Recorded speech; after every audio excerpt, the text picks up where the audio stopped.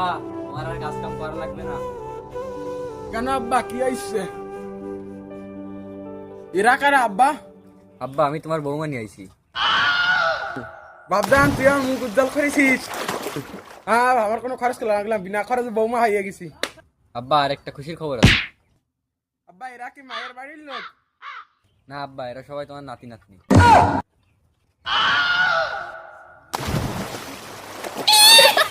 আব্বা বিয়ে করলে তো কেউ এই মাত্র, তাই এতগুলো এরা কারা?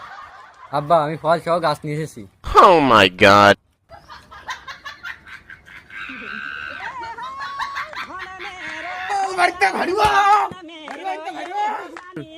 আব্বা আমি চলে যাচ্ছি, এরা সবাই থাকতেছে, এদের যত্ন নেবেন।